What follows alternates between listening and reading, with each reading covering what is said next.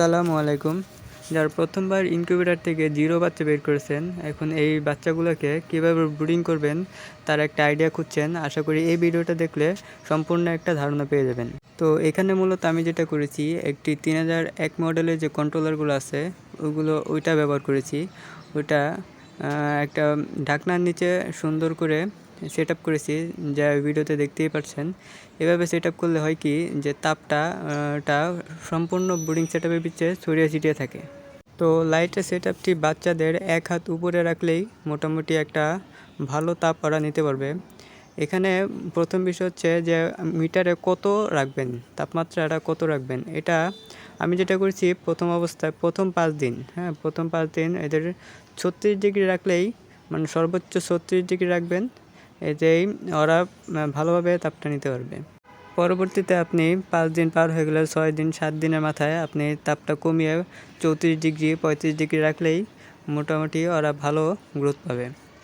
আর খাবারের যে বিষয়টা, এখানে খাবার হিসেবে ওরা লেয়ার 1 যে ফিডটা আছে ওটা একদম গুঁড়ো করে, হাতে গুঁড়ো করে আপনি পুরো ব্রুডিংয়ে ছড়িয়ে ছিটিয়ে রাখবেন, যাতে ওদের খেতে কোনো কষ্ট না হয়।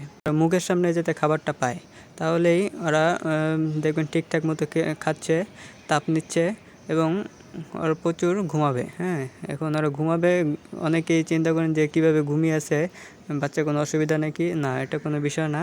ওরা যত বেশি ঘুমাবে আর যত বেশি খাবে তত তাড়াতাড়ি বড় হবে। পানির যে বিষয়টা, প্রথম অবস্থায় কী ওষুধ মেশাবেন, কীভাবে কী করবেন, এটা তেমন কিছুই না। আপনি মানুষ যে গ্লুকোজটা খায়, ওই গ্লুকোজটা আপনি বাজার থেকে সংগ্রহ করে প্রথম ব্রুডিং অবস্থায় আপনি প্রথমেই 1 লিটার পানিতে 5 গ্রাম 10 গ্রাম 15 গ্রাম মিক্স করে প্রতিদিন পানিটা খেতে দেবেন এবং প্রতিদিন সকালে পানিটা চেঞ্জ করে নতুন পানি দিবেন। এছাড়া গ্লুকোজের পাশাপাশি যদি আপনি লাইসোবিটটা সংগ্রহ করতে পারেন তাহলেও ভালো হয়। এটা আপনি 5 দিন 6 দিনের মাথায় লাইসোবিটটা ব্যবহার করবেন, তাহলে দেখবেন বাচ্চার রোগ প্রতিরোধ ক্ষমতা বৃদ্ধি পাবে, একটা বাচ্চাও মারা যাবে না। আর সবসময় খেয়াল রাখবেন যে ওরা লাইটের নিচে থাকে কিনা। যদি সব লাইটের নিচে থাকে, ঘোরাফেরা করে, তাহলে বুঝবেন ঠিক আছে। আর যদি দেখছেন দূরে সরিয়ে আছে, লাইটের কাছেই আসতেছে না, তাহলে বুঝবেন তাপ বেশি হয়ে যাচ্ছে।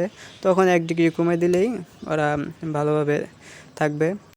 আর এভাবেই 10 থেকে 12 দিনের মতো ব্রুডিং করলেই ওরা মোটামুটি একটা ভালো গ্রোথে চলে আসবে।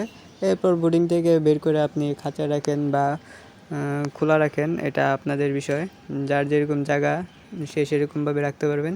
এবং খাবার হিসাবে সবসময় লেয়ার 1 ভালো ফিডটা ব্যবহার করবেন, দেখবেন দ্রুত বড় হয়ে যাচ্ছে, বাচ্চার ওয়েট ভালো হবে এবং ডিমে তাড়াতাড়ি চলে আসবে।